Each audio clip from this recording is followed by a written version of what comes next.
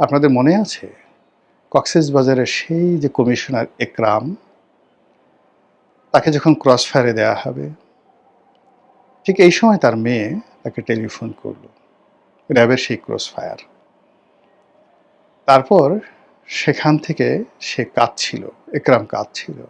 তার মেয়ে বলছিল, বাবা তুমি কাঁদছো কেন? বাবা বলতে পারছিলেন না যে আমাকে একটু পরে মেরে ফেলবে মা, তোমার সঙ্গে এটাই আমার শেষ কথা, এই জন্য আমি কাঁদছিলাম। তিনি সন্তানকে প্রবোধ দিচ্ছিলেন যে না মা, আমি এমনিই কাঁদছি। সারা বাংলাদেশকে কাঁপিয়েছিল। এবং সেই র্যাবের অমানবিক কর্মকাণ্ডের ফলে র্যাবের উপর যে আল্লাহর গজব নাজিল হয়েছিল, সেই গজব এখনো উঠেনি।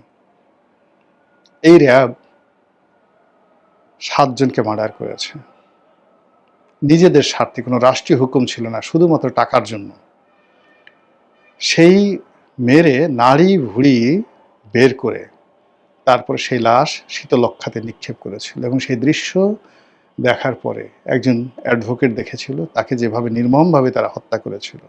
এই র্যাব সারা বাংলাদেশের মানুষকে কাঁপিয়েছিল, সারা বাংলাদেশের মানুষকে ভয় পাইয়ে দিয়েছিল, সারা বাংলাদেশের মানুষকে কাঁদিয়েছিল। এবং মানুষের সে কান্না আল্লাহর আরশে আজিম পর্যন্ত পৌঁছে গিয়েছিল। যারা এই কুকর্ম করেছে তারা, তাদের পরিবার কিভাবে অভিশপ্ত এই সমাজে। একটু দেখেন তো সেই র্যাবের সেই লোকগুলো কোথায়, কি অবস্থা আছে, তাদের আত্মীয় স্বজনের ছেলে সন্তানরা কি অবস্থায় আছে। এই হলো পাপ।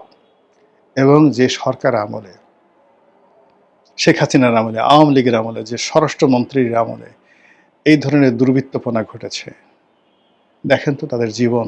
এই দুনিয়াতে যদি জাহান্নাম বলে কিছু থাকে, এই দুনিয়াতে যদি বিচার বলে কিছু থাকে, এই দুনিয়াতে যদি আল্লাহর আইন বলে কিছু থাকে, আপনি গিয়ে দেখেন সেই সমস্ত মানুষ কিভাবে পশুর মতো জীবনযাপন করছে। কাজেই মানুষের অভিশাপ নিয়ে কখনো কেউ বাঁচতে পারে না। মানুষকে ভয় দেখিয়ে, এই মানুষকে আল্লাহ রাব্বুল আলামিন বলছে তোমরা কাউকে ভয় পাবে না, শুধু আমাকে ছাড়া। তো যখন কোনো একটা মানুষ এই আল্লাহকে ভয় পাবে, আল্লাহর ভয়টাকে ভুলিয়ে কারো হৃদয়ের মধ্যে মানুষের ভয় তৈরি করে দেয়, সঙ্গে সঙ্গে সে আল্লাহর যে কর্তৃত্ব, সেই কর্তৃত্বকে চ্যালেঞ্জ জানায়। হোক সে চাঁদাবাজ, হোক সে দুর্নীতিবাজ, হোক সে মন্ত্রী, হোক সে প্রধানমন্ত্রী, হোক সে রাষ্ট্রপতি, হোক সে ফ্যাসিস্ট, কিংবা কোনো মবকারী, মব সন্ত্রাসী। যখন একটি মানুষ আল্লাহকে ভুলে মানুষকে আল্লাহ রাখতে বাধ্য হয়, প্রাণ ভিক্ষা চায় মানুষের কাছে, বাবা গো তোমার কাছে প্রাণ ভিক্ষা চায়, আমাকে মেরো না, তখন ওই মুহূর্তে ওই মানুষটি জীবনের তাগিদে শিরক করে বসে। সে আল্লাহকে ভুলে যায়। তার জীবনের মালিক আল্লাহ, তার মরণের মালিক আল্লাহ, তার রিজিকের মালিক আল্লাহ সে ভুলে যায়। ভুলে গিয়ে ওই সন্ত্রাসীকে সে মনে করে সেই আল্লাহ। ফলে একটা শিরকের সমাজ প্রতিষ্ঠিত হয়ে যায়। যে রাষ্ট্র এই শিরক পয়দা করে, যে সরকার প্রধান এই শিরককে প্রশ্রয় দেয়, যে কর্তা ব্যক্তি পুলিশ থেকে শুরু করে আর্মির যে সমস্ত লোকজন, যারা এই সমস্ত দানব তৈরি করে, যে সকল দানবেরা নিজেদেরকে, শয়তানও কিন্তু কখনো আল্লাহ বলেনি, শয়তানও নিজেকে কখনো আল্লাহ বানায় না। শয়তান এমন ভয় দেখায় না যাতে আপনি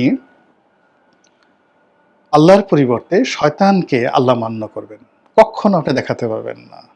শয়তান আপনাকে প্রলুব্ধ করে, লোভ দেখায়, লালসা দেখায়, বিপথে নেয় যেন আপনি জাহান্নামে যান। কিন্তু শয়তান আপনাকে কখনো আপনার সামনে অস্ত্র ধরবে না যাতে করে আপনি তার কাছে প্রাণ ভিক্ষা চাইবেন শয়তানের কাছে, হে শয়তান তুমি আমাকে প্রাণে বাঁচাও, হে শয়তান তুমি আমার আব্বা, আমাকে মেরো না। এই কথা কখনো শয়তান করে না। কিন্তু আমরা মানুষ যখন অস্ত্র হাতে তুলে নিয়ে আল্লাহকে ভুলিয়ে দেই, আল্লাহর হিকমাকে ভুলিয়ে দিই, প্রকৃতির আইনকে ভুলিয়ে দেই, এবং এই জমিনে সরাসরি আল্লাহকে চ্যালেঞ্জ জানাই, তখন সেই মানুষদের সঙ্গে আল্লাহর যুদ্ধ শুরু হয়ে যায়। সেই মানুষদের সঙ্গে জিব্রাইলের যুদ্ধ শুরু হয়ে যায়। সেই মানুষদের সঙ্গে আজরাইলের যুদ্ধ শুরু হয়ে যায়। সেই মানুষের সঙ্গে গাউস, কুতুব, ওলি আল্লাহ, পীর মাশায়েখ, আশেকান, জাকেরান, সিদ্দিকগণ, নবী এবং শহীদান সকলে যুদ্ধ ঘোষণা করে। সে মানুষকে যারা প্রশ্রয় দেয়, সেই মানুষদেরকে যারা ওন করে, মানে এই ধরনের খারাপ মানুষদেরকে, তাদের উপর থেকে আল্লাহ রাব্বুল আলামিন তার বরকত উঠিয়ে নিয়ে যান, তার রহমত উঠিয়ে নিয়ে যান, তার হিকমা উঠিয়ে নিয়ে যান, তার হেদায়েত উঠিয়ে নিয়ে যান।